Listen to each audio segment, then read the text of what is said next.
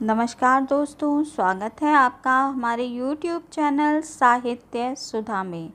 दोस्तों, हमारे इस चैनल के माध्यम से हम हिंदी विषय से UGC नेट JRF की परीक्षा की तैयारी कर रहे हैं, जिसमें हम यूनिट 5 को पढ़ रहे हैं। यूनिट 7, 8, 9 और 10 को हम पूरा कर चुके हैं। यदि आप भी यूनिट 7, 8, 9 और 10 को पढ़ना चाहते हैं तो उनकी प्लेलिस्ट का लिंक मैं अपने डिस्क्रिप्शन बॉक्स में दे दूंगी, तो आप भी उन्हें देखकर कंप्लीट कर सकते हैं। दोस्तों, अब बात करते हैं यूनिट 5 की। यूनिट 5 कविताओं की यूनिट है, जिसे विभिन्न कालखंडों में विभाजित किया गया है, जिसमें हम आदिकाल, भक्तिकाल और रीतिकाल को पढ़ चुके हैं और अभी हम आधुनिक काल को पढ़ रहे हैं, जिसमें हम आज जयशंकर प्रसाद जी की प्रसिद्ध काव्य रचना कामायनी के विषय में पढ़ेंगे।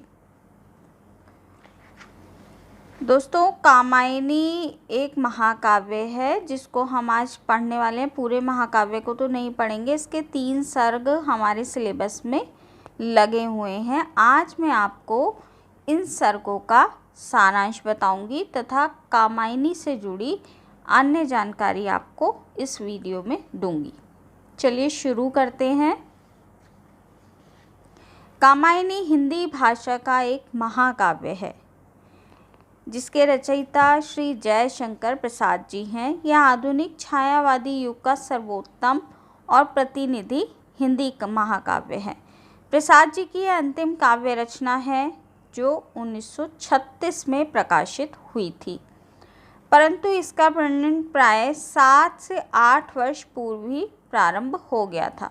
यानी इसका जो लेखन कार्य था वह 7 से 8 वर्ष पूर्व ही प्रारंभ कर दिया गया था।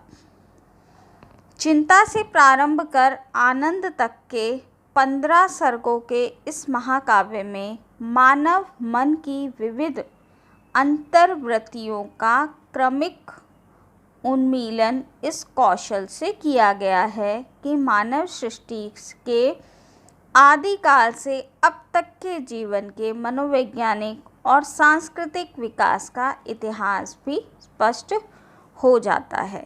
जो इसके 15 सर्ग हैं दोस्तों, उन 15 सर्गों को हम एक तरह की भावनाएं होती हैं जिनको इन 15 सर्गों में व्यक्त किया गया है। कला की दृष्टि से कामायनी छायावादी काव्य कला का सर्वोत्तम प्रतीक माना जाता है। चित्रवृत्तियों का कथानक के पात्र के रूप में अवतरण इस महाकाव्य की विशेषता है और इस दृष्टि से लज्जा, श्रद्धा और इड़ा का मानव रूप में अवतरण हिंदी साहित्य की अनुपम निधि है। कामायनी प्रत्यभिज्ञा दर्शन पर आधारित है, साथ ही इस पर अरविंद दर्शन और गांधी दर्शन का भी प्रभाव मिलता है। कामायनी के जो 15 सर्ग हैं इस काव्य में, 15 सर्गों में यह काव्य विभक्त किया गया है। इन 15 सर्गों को देख लेते हैं। इनके नाम जानना हमारे लिए बहुत इम्पॉर्टेंट है। पहला सर्ग है चिंता, दूसरा है आशा, तीसरा है श्रद्धा, चौथा है काम, पांचवा है वासना, छठा है लज्जा, सातवां है कर्म, आठवां है ईर्ष्या और नवां है ईड़ा यानी बुद्धि, 10वां है स्वप्न, 11वां है संघर्ष, 12वां है निर्वेद, 13वां है दर्शन, 14 है रहस्य और 15वां है आनंद। ये इसके पूरे 15 सर्गों के नाम हैं, जिसमें से हमारे जो सिलेबस में लगे हुए हैं वो इसके 3 सर्ग लगे हुए हैं, श्रद्धा, लज्जा और ईड़ा। ये 3 सर्ग हमारे सिलेबस में इसके लगे हुए हैं, यानी तीसरा, छठा और 9वां सर्ग हमारे सिलेबस में है। तो इन तीनों सर्गों के सारांश को आज हम पढ़ेंगे। सारांश को शुरू करते हैं दोस्तों। काम गोत्र में उत्पन्न होने के कारण श्रद्धा ही कामायनी है। श्रद्धा जो इसका सर्ग है, इसी को कामायनी माना गया है और ये कामायनी महाकाव्य का तीसरा सर्ग है। सबसे पहले हम श्रद्धा सर्ग के सारांश को पढ़ेंगे।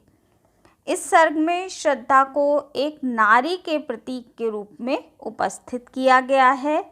नागराज हिमालय के एकांत प्रदेश में चिंतामग्न मनु को एक सुंदर बाला के मुख से एक प्रश्न सुनाई देता है। वह प्रश्न था, अरे संसार समुद्र के इस तट पर तरंगों से फेंकी हुई मणि की भांति तुम कौन हो? मनु का हृदय मधुर रस से भर गया।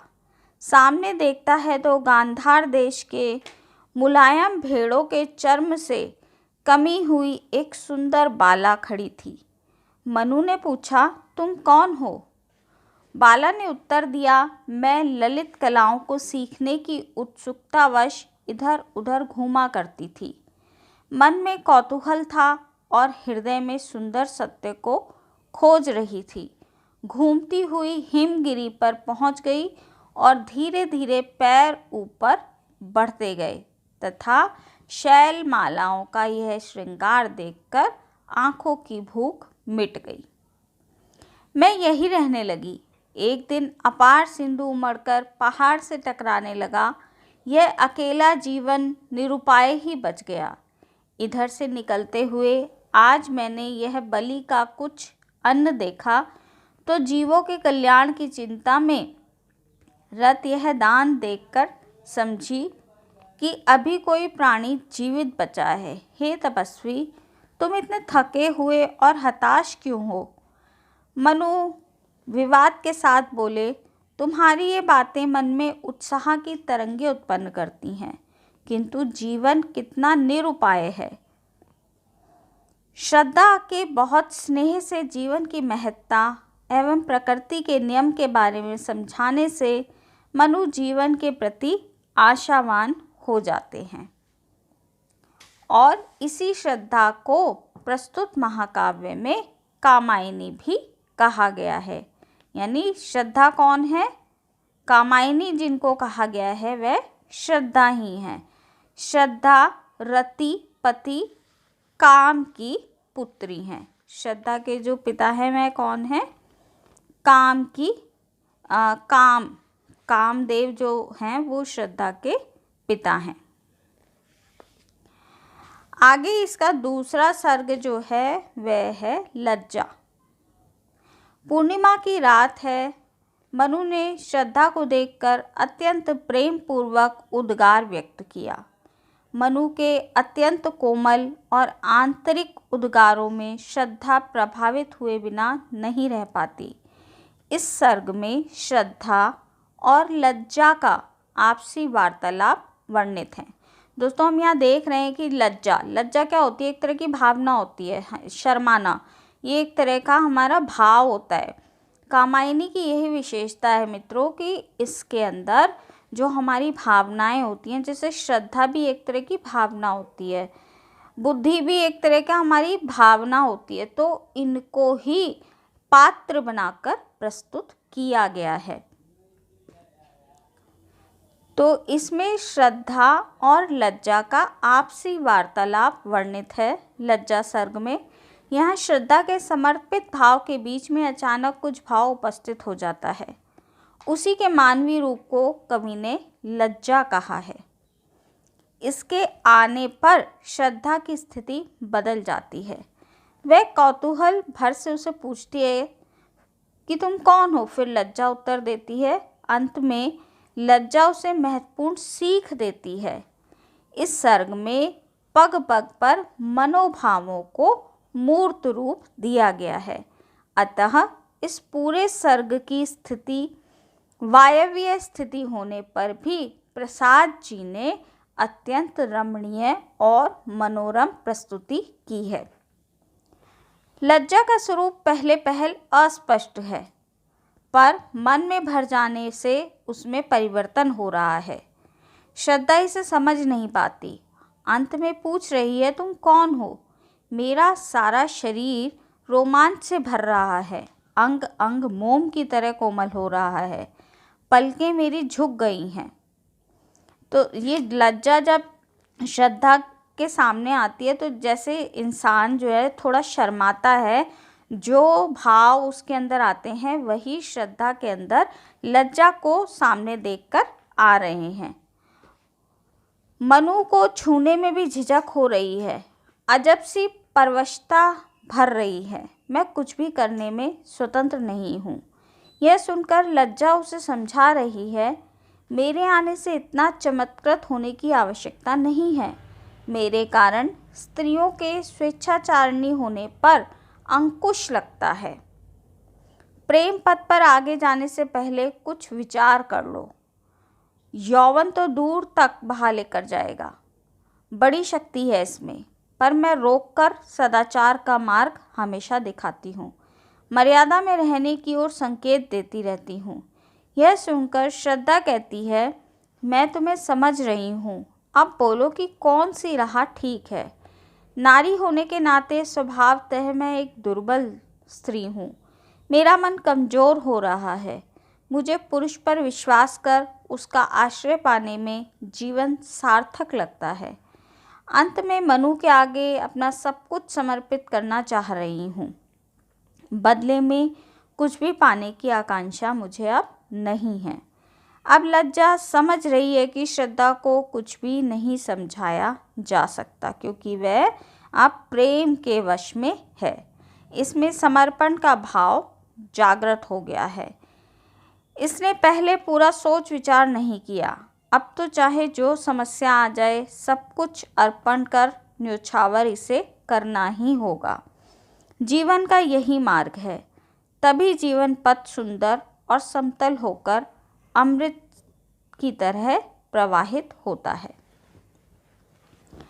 ये इसके 2 सर्ग दोस्तों श्रद्धा और लज्जा थे।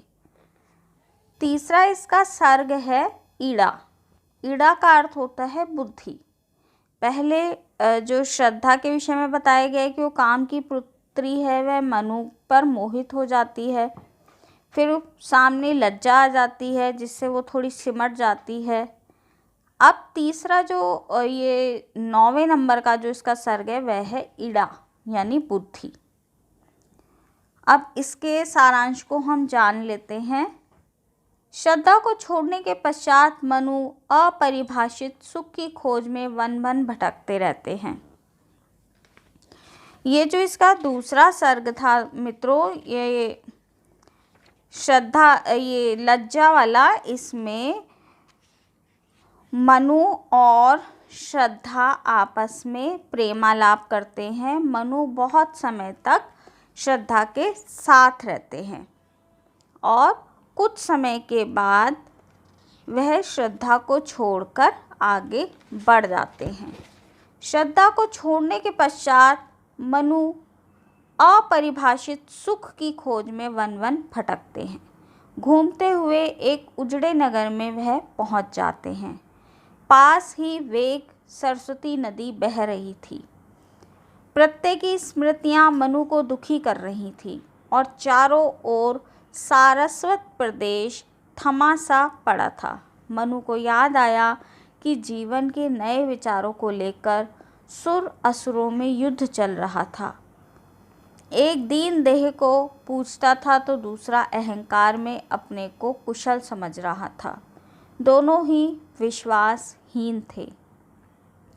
स्वयं को मनु श्रद्धा विहीन जानकर उदास हो गए। तभी उनके कानों में काम की ध्वनि सुनाई पड़ी कि मनु, तुम श्रद्धा को भूल गए। तुमने उस पूर्ण आत्मविश्वासी को रुई का हल्का सा फाया समझकर उड़ा दिया। तुमने वासना की तृप्ति को स्वर्ग मानकर स्त्री को केवल भोग की वस्तु माना और उसका अपमान किया।